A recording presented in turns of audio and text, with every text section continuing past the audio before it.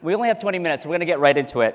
I was just wanted to say that round of applause I got right there. The last time I had that small amount of applause, I was leaving divorce court. Wow.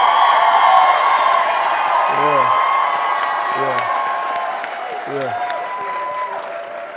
Thank you, man. That's better, because that last one, I just felt like I had lost everything.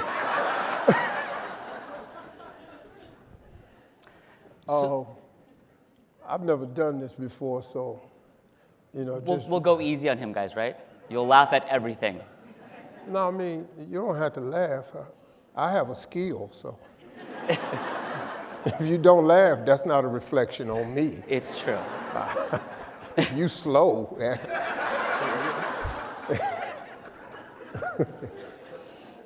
All right, you got something? We'll start. Is that okay, Mr. Harvey? Yeah. So I don't know if you guys know, but Mr. Harvey was homeless for 3 years. He was living in his car, only making $50 a week. A teacher told him that he'd never be on TV. So Mr. Harvey, what point did you decide that the mission wasn't just about making it, but bringing others with you? Well, I mean, look, in order to help people, you got to first secure your success. It doesn't happen the other way around. My father, who was very poor, he told me something a long time ago. He said, son, best thing you could do for poor people is not be one of them.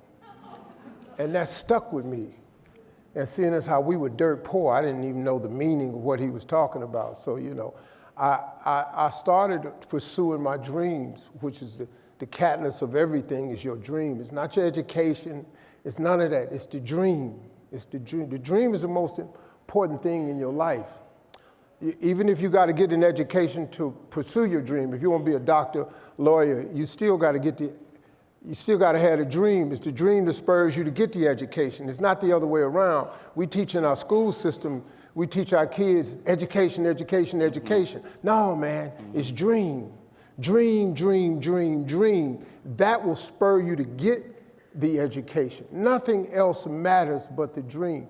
You can make it without an education. I'm living proof of that. So, but as you start out on your journey and you start reaching it, at one point in time, it had to turn into purpose for me.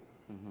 But that was instilled in me as a child because my mother was a Sunday school teacher. And she told me a long time ago, she said, one day God gonna give you a big house up on the hill. You can't get up on that hill and don't teach nobody else how to get there. Now, I didn't understand that either because we didn't have no big house and we wasn't on no hill. We was pulling in that driveway and backing out, and I didn't see how this was gonna happen, right? But all of that stuck with me, and so after a while, man, you have to turn it into purpose. You cannot live your life. Y'all can't make this money just to make money. That ain't how it works. That's not. So it evolves though. In the beginning, it ain't about helping nobody else. You can say that all you want, but you're really faking yourself. You got to get okay, that was finna cuss right there. You got to get yourself together. You really got to pour all your all into you, especially for a man. Okay, that's another, it's very difficult for me sometimes to speak openly because there's so many parameters now. This new generation, you can't say what's really in your heart. So, and I've managed to navigate around that. But I'm gonna just tell you straight up, as a man, you gotta get yourself together. Just like it's like a woman gotta get herself together. But I can't speak from a female perspective. You dig? So all I can tell you is how it is for men. What I know about being a woman? Nothing. He got some stuff written down. No, he gonna say what he got to say. So. Yeah, I have a lot. The summit's all about meeting the moment. Oh, okay. AI.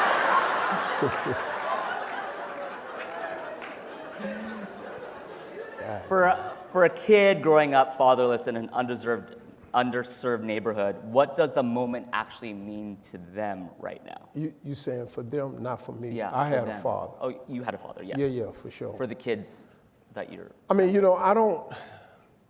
when I started this mentoring camp 18 years ago, it was off of the death of my father.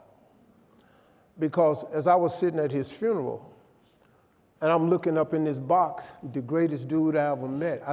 The shocking thing about my father was I didn't think he'd die, because he was just the toughest man I ever knew. So when he was in that box, I was messed up. Now, I had made it by then, so, I was grateful that him and my mom lived to see me turn myself into something, but on that private jet going back to LA, after I buried my father, I was sitting on the plane and I said, man, how would I have made it without this man? Yeah. It's no way I'd be sitting here on this jet without what that man taught me, who had nothing. Mm-hmm. He taught me everything I know about manhood, but he had nothing but this incredible wisdom. So I started thinking, what do young boys do who ain't got that in their life? What does a boy do to get to where he got to be without a male role model? A boy without a male role model is like an explorer without a map.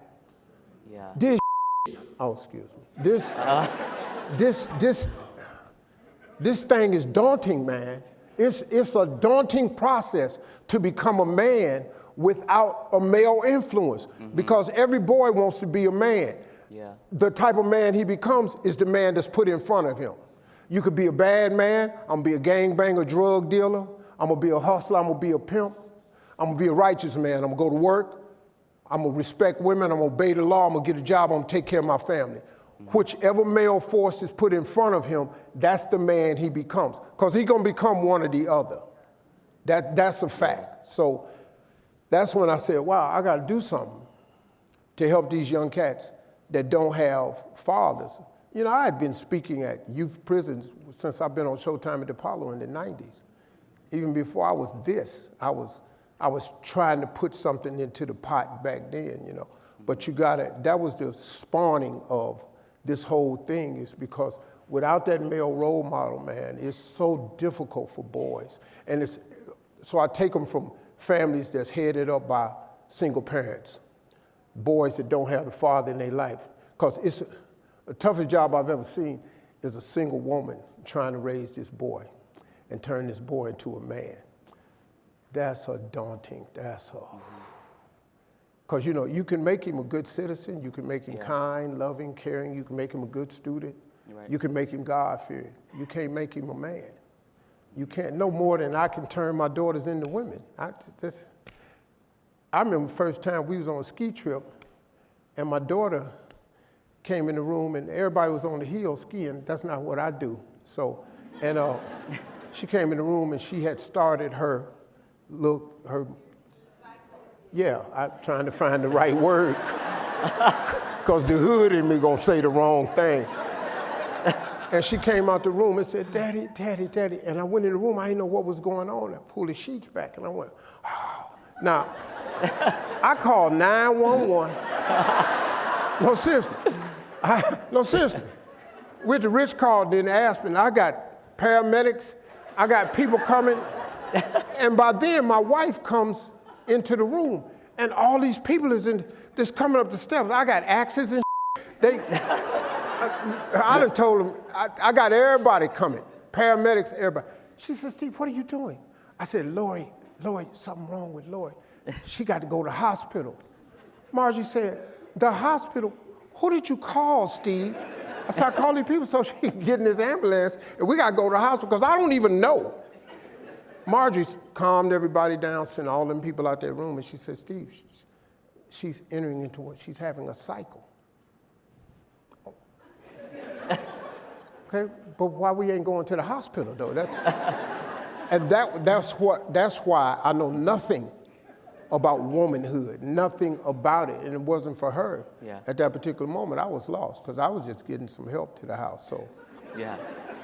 you know. So,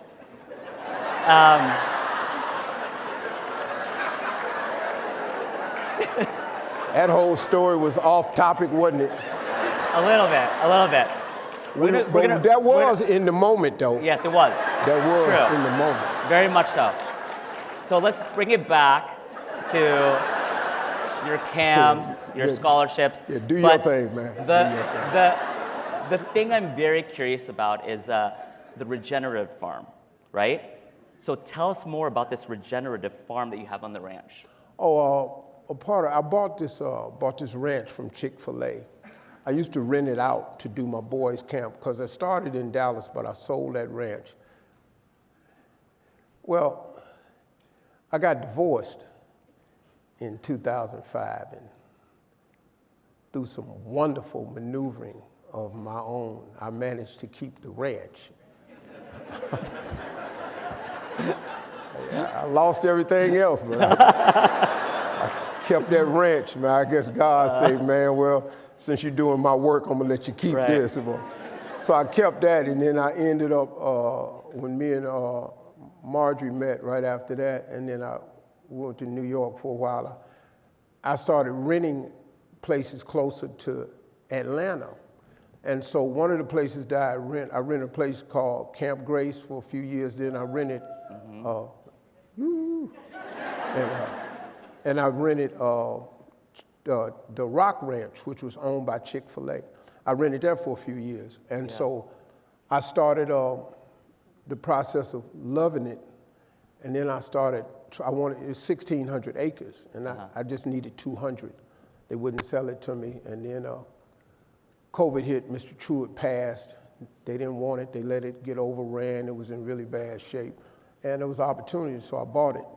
And when I bought it, I have a farm. Part of it is a farm that I opened up. I hired 5 full-time employees to work this farm.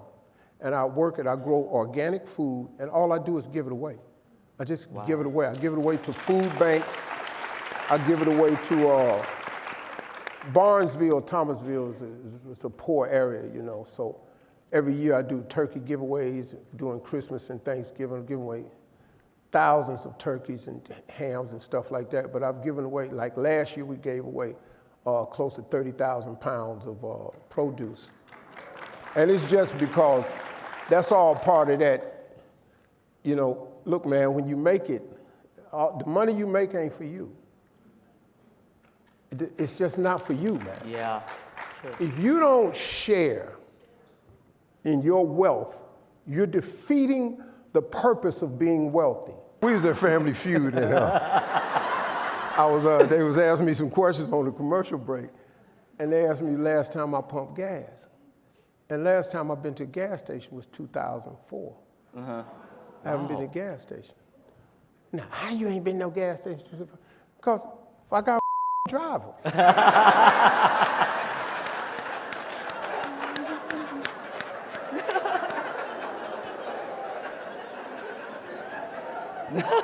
If I pay you to drive, what is I'm at the gas station for? I don't get in the car to go to the gas station. I get in the car to go where I'm going, you know? So that's how I know how they are. I know they out of touch. I know they don't know. But, you know, I do know how to pump gas. I just ain't had to. I changed my own oil. I changed my own transmission fluid. I should do all that. I didn't get a car in my name till I was 38 years old.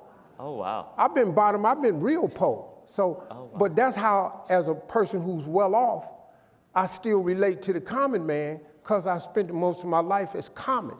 Yeah. When you ain't done that, you can't know. True. You just can't know, man. That's the problem we have. So I have a question, more personal one, before we try to wrap this. I'm Filipino American, and my parents are from the Philippines. And so when I told them I'm interviewing you, they go, huh? Mr. Harvey? Miss Universe? Family Feud? Why do you have such a big following in the Philippines? I don't even have that big following in the Philippines, so tell us. You know good and hell well why I got it. because of 2015 Miss Universe. That's If you don't know what he's talking about, Google it. 2015 Miss Universe. Now, see, I took a big hit, man. I suffered. That was one of the biggest fiascos publicly of my entertainment career. But it wasn't my fault. I took the whole hit for it. You know, I don't know if you watch a pageant over the years, the three ladies come out front and then they say, and the second runner-up, you know, it's three people. It's going to be a winner, first runner-up, and a second. Yeah. And the second runner-up is, and then they make the announcement. And then they would always go, and the first runner-up is, boo. Well, now it's anticlimactic after that, because if you said the number one first runner-up is, then she's standing there. Now we got to give her, the second place lady, don't nobody give a damn about second place. You know, yeah, the second place people ain't on the Wheatie box. So they gave her flowers and she trying to act happy. You know she mad. And, you know, and then the lady that's standing there to win, then they give her crown. So we changed it the first year I got it. And we said, let's do first, second runner-up, and then the two ladies standing there holding their hand, and then just go, and the new Miss Universe is. That was the decision that was made. Yeah. Well, the night of the event, the lady that used to run it before never agreed with that. So she changed the order of the card. Oh. The problem was the teleprompter, which I read, and the new 2015 Miss Universe is, that's in the damn teleprompter. Yeah. I read it. The dude in my ear said, read the next name on the card, Steve. Second name on the card, Miss Columbia. Great job, Steve. Boom, I go in the back. I'm back there for 2 minutes. My homeboy that worked for me, he said, yo, OG, you said the wrong name. Ooh. I said, no, I ain't said, I said what, I had some other language I was using back then. I said, they told me to say, and they said, no, you said the wrong name. So I said, man, let's go out here and fix it. They said, no, we'll fix it tomorrow in the media. But we live on Fox. They said, we'll fix it tomorrow. I said, no, we'll fix it tonight. So I'm walking out there, back down that long ramp, and go to my ear, what are you doing? Go back, don't do that. Oh, that's bull. So I walked out there, and I said, hey, I made a mistake. I really didn't, but I took the bullet. So the next year, the Miss Universe was in the Philippines, right? Well, I quit. Oh, you quit, okay. I quit because I said, no, I'm not doing this no more, because y'all just rolled me under the bus. Ain't nobody come out to tell me that nothing really happened. I'm not doing this no more. Right. And so they said, no, man, what would it take for you to do it? Well, that's different. What it's going to take is, and so I ended up cutting the deal where I got ownership of Miss Universe, Miss America, Miss Teen US, all of that. Wow. And so that's how you do it. So the next year we went to the Philippines, and I didn't know. And man, we was just walking around there, you know, and they so happy to see me. It was just really nice, and they took care of me. And so they told me that the order now is the president of the Philippines. Yes. Is Manny Pacquiao. Manny Pacquiao. You guys know Manny Pacquiao, right? Yeah, okay. It's the president is Manny Pacquiao. It's Pia Wardzo, who is the woman that I made Miss Universe. The 2015 Miss Universe. And then it's Steve Harvey. Number 4. That's the pecking order. Wow. And I just need somebody to help me figure out how to monetize that, and that would be dope. But that became, and that was it, man. The Philippines, I can't go anywhere. Yeah. I'm not really a fake person, man. I don't really enjoy that part of being famous, so I just kind of, some days, like today, I just didn't feel like it. You know, it's been. Yeah. Because, you know, it's like really crazy. Me and my wife, we came here Sunday night. We got off the plane from Abu Dhabi. I haven't seen my family since February, since the war started, because they had no-fly zone. I couldn't get them in. I couldn't get out. You couldn't get a private jet in. And so I just went and got them when I finished the TV season. I saw my wife for the first time. I was bringing her back. We got in Sunday night to get to her cousin's funeral in Memphis on Monday. She go to the funeral on Monday. She go to the hospital to see her dad. Her dad died Monday night. Oh. And so it's been like crazy, man. And so now I had to do this because I made an obligation. So now I got to go there tonight to Memphis to be with her. And it's just been a tough time, you know. And so I don't think people know, you know, life be lifing. Yeah, it's true. Life don't care if you famous, man. Yeah. Life don't care about your position. Yeah. Life just be doing what life do. And then you have to incorporate your position, your job responsibility. But everybody in here done suffered grief. And grief come massive, dog. That it'd be like a weight that be so heavy. And like I knew her father one day, Marjorie, daddy's girl. And I knew one day it was gonna come because he's 92, right? Yeah. And I didn't want it now, you know, but it's been very difficult, you know, but I'm a person of faith, right? Yes. So the God that I know has gotten me delivered through everything I've ever been in. And this is just another one. And you just have to look at your track record. See, a lot of people, man, when you get despondent, you lose sight of your track record.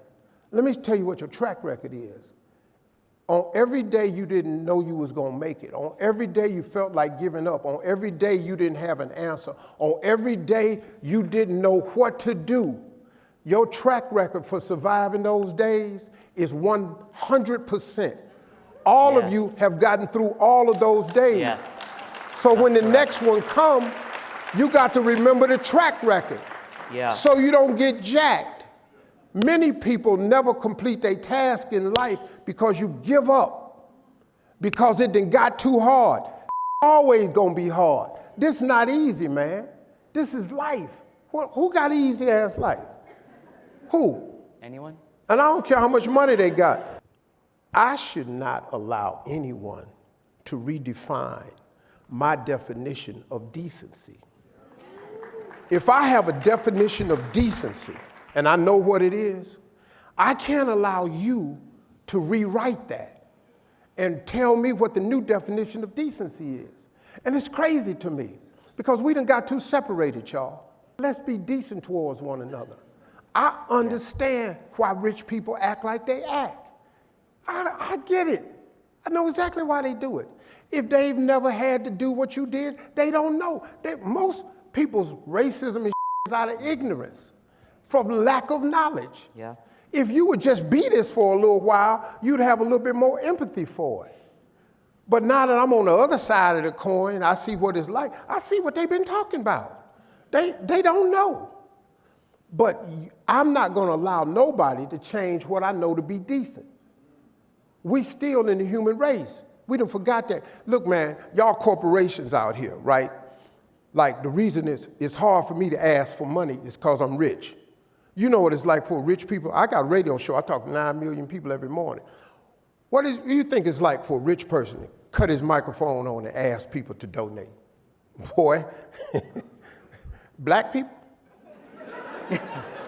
Man. Try it. I'll let you come on my show any morning you want to. I want you to try it. Because they go, you rich, you pay for it. Mm-hmm. Well, I am paying for it. But see, I'm not asking you money to help me. My kid's set. Yeah. I need help because I'm helping your kids. Mm-hmm. The thousands of kids I've helped, they're not my children. But I put everything I can into it. But when you're a corporation, man, y'all got to come up with reasons to give, not the reason why you shouldn't give. Because I get tired of that, man. Y'all got all these little analytics y'all want checked off and all this bull. Look, man, if you going to help somebody, help somebody. And all you doing is trying to find a reason why not to help. That's what you're doing. And because you know what I had to learn was corporations give based on ROI. I didn't know that. I thought you gave because you cared. But I had a company, I'll tell you, I had an airline because I lived in Dallas. They used to fly in all the mothers and the kids to the camp. Then somebody ran the analytics and came up with single mothers and teenage black boys don't buy airplane tickets. So they stopped. So you see, I had a company that used to give to me, and then, like, I teach boys how to change light sockets, how to change locks on doors, because they the man of the house where they live. I teach them little stuff like that. Well, the company I used to be with, they found out that single mothers don't buy wood, and they don't repair stuff, so they took all their donations. If you got a company, start caring about people. Stop looking for a reason not to give these nonprofits some help, because they don't fit in your little silly ass analytics. Human lives don't fit in analytics. Human lives fit in results. My program worked, dog. I'm telling you right now. I got boys. I had some gangbangers that was in my camp 12 years ago. Crips and Bloods. Man, these cats was at it. We was breaking a fight every 5 minutes, every time they saw each other. They was just at it. Set the boys down, start talking to them about their dreams. Because nobody never asked them what they dreamed of. My program covered two things, principles of manhood and dream. Found out what the boy dreamed of, got him sold up. This boy that was a gangbanger comes to the camp every year now. His name is Kendall. You know what Kendall is? He's an engineer. Wow. He ain't no gangbanger. 5 years ago, little boy came to the camp, all F's in school, failing. His mama sent him, just help me, I can't do nothing with the boy. Well, let me talk to him about his dreams. I told him about, he said, I want to fly a plane. Well, anybody gonna let you fly the plane and you got all F's. So I bought a friend of mine from Atlanta that's a pilot, sat down and talked to him. He said, man, you want to be a pilot, you got to be good at math and science. Little boy turned his light, he took him to a flight simulator and showed him how it looked. This little boy went back to school, got all A's and B's. Last year, because I keep these boys, I recycle them. So when they come out the program, they turn themselves into something, I come and show them to the other boys. I have direct. So now I got a 20-year-old boy that flew a plane to the airport that's 2 miles from my ranch, landed it, got in the car, drove, and was the keynote speaker. And we filmed the boy flying the plane. He's a pilot today. Now, that's life-changing. So instead of y'all corporations sitting out here trying to find out the analytics, one company stopped giving me money because we look for children who want to go to college. College don't make you successful. It's when you learn the principles of success that make you successful. There's a lot of people got degrees, ain't even working in it. A degree ain't man. It's just a piece of paper on the wall. It's what you are. Mm-hmm. You got yourself in this chair today, not your degree. That's true. And y'all watching me. I got a high school diploma. Mm-hmm. I was in graduating class, 695 kids. I graduated 690. And when I saw them 5 people that was behind me, I let them have it. Hang in there, dog. Yeah, lady, come on. All right. You guys, Mr. Steve Harvey.